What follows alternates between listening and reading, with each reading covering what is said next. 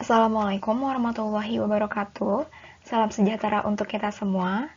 Perkenalkan, kami dari kelompok uji validitas dan uji reliabilitas yang beranggotakan Nurul Hidayah, Nida Juliana Fiawani, dan Anissa.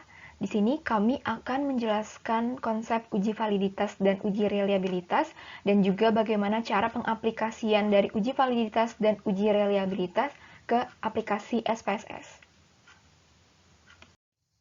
Sekarang kita masuk ke konsep uji validitas dulu. Uji validitas ini merupakan uji yang berfungsi untuk melihat apakah suatu alat ukur tersebut valid atau sahih, ataupun tidak valid. Jadi alat ukur yang dimaksud di sini itu merupakan pertanyaan-pertanyaan yang ada di dalam kuesioner. Jadi suatu kuesioner dikatakan valid jika pertanyaan pada kuesioner ini bisa mengungkapkan sesuatu yang diukur oleh kuesioner.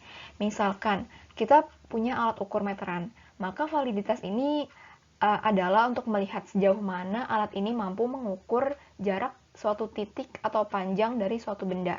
Begitu juga misalkan kita menyusun kuesioner kepuasan pasien, maka validitas kuesioner adalah sejauh mana kuesioner ini mampu mengukur kepuasan pasien. Gitu. Nah, di sini ada rumus yang digunakan untuk mengukur validitas. Jadi, nama rumusnya itu adalah Pearson. Nah, rumus Pearson ini yang digunakan untuk mengukur uji validitas, namun akan lebih sering digunakan menggunakan SPSS gitu. Kemudian kita masuk ke cara interpretasinya. Jadi ada dua cara untuk menginterpretasikan apakah suatu kuesioner itu valid atau tidak. Jadi yang pertama ini dengan membandingkan nilai R hitung dan R tabel. Jadi yang pertama, jika R hitung lebih besar daripada R tabel, maka dikatakan valid. Yang kedua, jika R hitung kurang dari R tabel, maka dinyatakan tidak valid. Yang cara kedua ini kita dengan melihat tingkat signifikansinya. Jadi, jika nilai signifikansinya kurang dari 0,05, maka dikatakan valid. Jika nilai signifikansinya lebih dari 0,05, maka dikatakan tidak valid. Nah, di layar terdapat nilai R tabel. Jadi N ini adalah jumlah dari yang mengisi kuesioner. Kemudian di sini ada taraf signifikansi 5% dan 1%. Nah, biasanya yang sering digunakan ini adalah taraf signifikansi 5% gitu. Nah, sekarang kita masuk ke konsep dari uji reliabilitas. Jadi uji reliabilitas ini merupakan uji yang digunakan untuk mengetahui apakah kuesioner yang digunakan dalam pengambilan data penelitian ini sudah dapat dikatakan reliable atau tidak. Jadi, interpretasi dari reliable dikatakan reliable atau konsisten apabila nilai Cronbach alfanya itu adalah 0,60.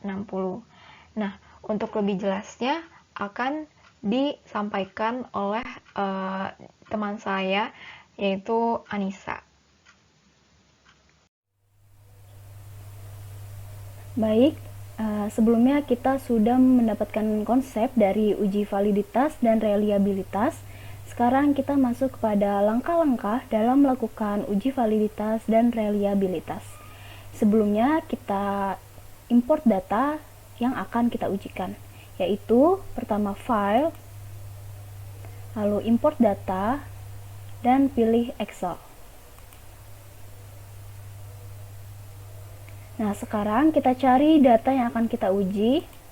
Misalnya ini data project, dan kita open.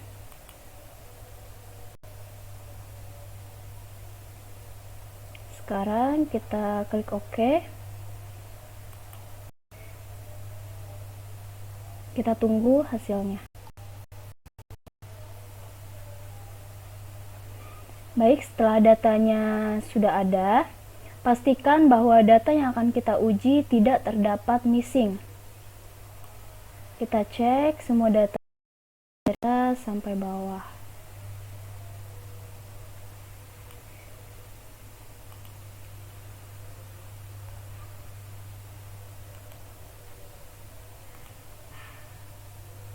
Baik, setelah kita pastikan bahwa datanya sudah sesuai dan tidak terdapat missing, selanjutnya kita lakukan uji validitas. Nah, untuk langkah dalam melakukan uji validitas, yang pertama adalah klik Analyze. lalu pilih correlate dan bivariate. Selanjutnya kita masukkan pertanyaan yang akan kita uji validitas dan juga skor totalnya. Lalu perhatikan pada correlation coefficient-nya pada bagian persen sudah tercentang, lalu to tail dan flag significant correlation. Setelah itu kita klik OK. Kita tunggu hasilnya keluar.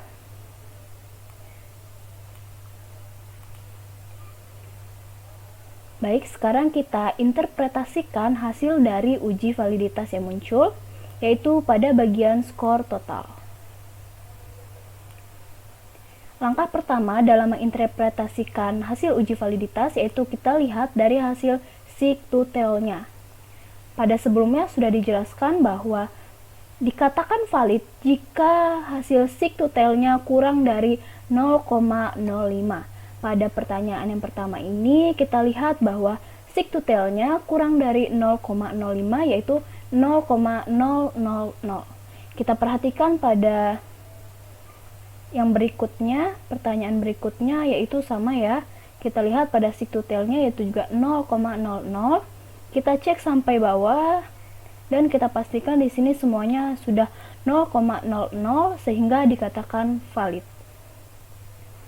Baik, adapun langkah selanjutnya yaitu kita bisa melihat nilai validitas itu melalui R tabel. Dikatakan valid jika nilai percent correlation di sini itu melebihi dari nilai R tabelnya. Dari sini kita lihat ini adalah nilai percent correlation-nya. Nah, sekarang kita lihat nilai R tabelnya dari pertanyaan ini di mana jumlah N-nya di sini adalah 70. Kita masuk ke bagian R tabel.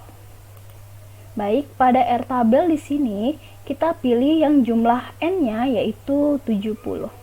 Kita dapatkan bahwa nilai R tabel dengan jumlah N 70 dan signifikansinya yang kita pakai adalah 0,05 atau 5%, itu menunjukkan angka 0,235.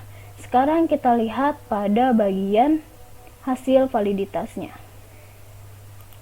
Kita lihat pada bagian pertanyaan pertama, pada bagian percent correlation-nya, apakah lebih dari 0,235? Di sini adalah 0,687 yang berarti lebih dari 0,235 sehingga dikatakan valid. Lalu kita cek pada pertanyaan yang kedua. Pada bagian percent correlation ini adalah 0,868 melebihi dari nilai R tabel.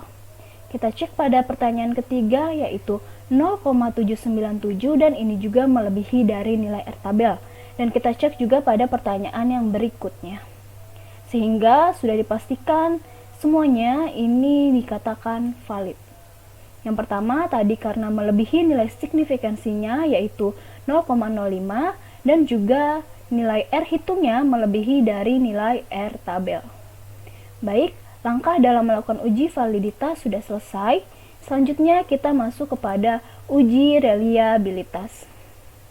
Nah, dalam melakukan uji reliabilitas di sini ada beberapa langkah. Yang pertama kita klik analyze, lalu kita pilih scale dan reliability analysis. Sama seperti sebelumnya, kita input semua pertanyaannya.